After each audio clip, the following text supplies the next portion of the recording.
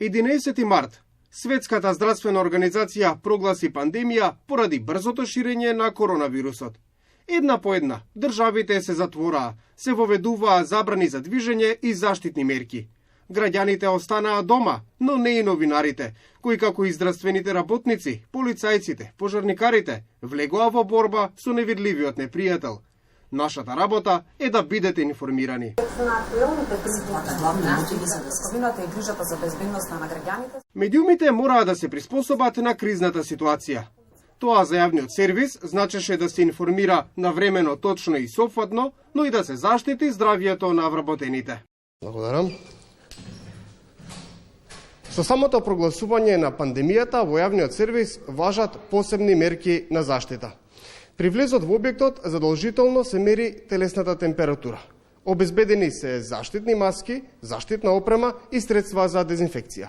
Утринскиот колегиум почнува во 10 часот. Се договара она што треба да се реализира во текот на денот. Вести во 15 часот на македонската телевизија. Почнуваме со останите на денот. Новиот вирус донесе и нови правила на игра. За поголема заштита падна одлука да се формираат два тима, составени од новинари, сниматели, монтажери, технички и друг кадар.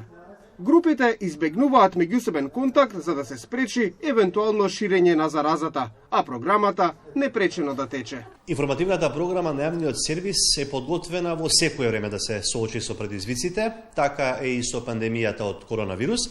Дел од содржините ги подготвуваме овде, во редакцијата, почитувајќи ги протоколите на институциите, настаните да се следат на интернет. За дел од содржините, новинарите излегуваат на терен. Мојата препорака секако е задолжително да носат маски, да снимаат разговори со одделни микрофони и да одржуваат дистанца со соговорниците, така што и покрај овие воредни околности реализираме новинарски производ што ќе опфати повеќе аспекти од кризата, се со цел на граѓаните да им овозможиме навремено и објективно информирање. Владините мерки опфатија и дел од вработените во јавниот сервис, кои се ослободени од работа. Ова за новинари од утринската редакција значеше дека треба да се вклучат во подготовката на вестите. Бидејќи утринската програма е дел од информативната програма на македонската телевизија, значеше само една работна задача. Работата на снимателите е зад објективот, но и тие се на удар. Кај нас во македонската телевизија, во информативната програма е зголемена работата, така да ние снимателите сме сите ангажирани, поделени во две групи, максимално заштитени, со маски, со ракавици, со сите потребни средства. Понекогаш носиме и скафандера која тоа потребна. Во две групи се работи преку еден ден, да нема контакт една со друга група. За сите се обезбедени заштитни маски, средства за дезинфекција. Неодамна поделивме и визири за поголема заштита.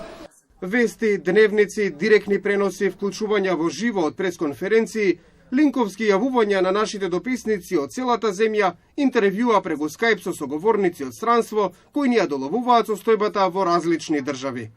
Вирусот целосно ги мобилизираше капацитетите на јавниот сервис, бидејќи и во време на корона, новинарството не е во карантин.